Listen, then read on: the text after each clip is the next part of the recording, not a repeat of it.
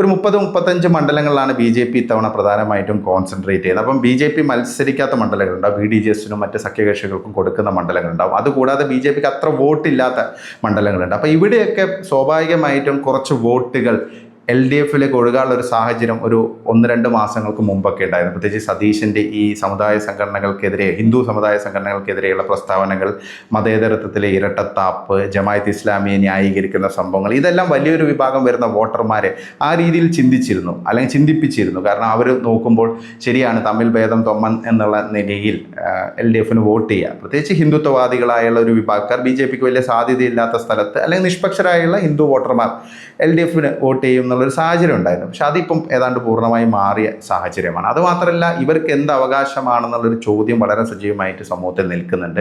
ജമാഅത്ത് ഇസ്ലാമി പോലുള്ള ഒരു സംഘടനയെ വളർത്തി വലുതാക്കി ഈ നിലയിൽ എത്തിച്ച് അവർക്കൊരു ക്യാൻവാസ് കൊടുത്ത് അവരൊരു മെയിൻ സ്ട്രീം വൽക്കരിച്ചതിൽ വലിയൊരു റോള് CPM-നുണ്ട്. അപ്പോൾ CPM-ഉമായിട്ടുള്ള ചങ്ങാത്തത്തിലാണ് ജമാഅത്ത് ഇസ്ലാമി ഇത്തരം മതമൗലികവാദ സംഘടനകളൊക്കെ ഈ രീതിയിൽ വളർന്നത്. SDPI ഉൾപ്പെടെ പലപ്പോഴും പല നീക്കങ്ങളും, സഖാപ്പി എന്നുള്ള പ്രയോഗം തന്നെ നമുക്കറിയാം. അപ്പോൾ ഇതൊക്കെ സ്വാഭാവികമായിട്ടുള്ള കാര്യമാണ്. അപ്പോൾ ഈ ഒരു പൊളിറ്റിക്കൽ പാർട്ടിക്ക് അല്ലെങ്കിൽ ഈ ഒരു മുന്നണിക്ക് എന്ത് അവകാശമാണെന്നുള്ളത് ഇപ്പോൾ UDF-നെ വിമർശിക്കുക എന്നുള്ളതൊരു പ്രസക്തമായ ചോദ്യമാണ്.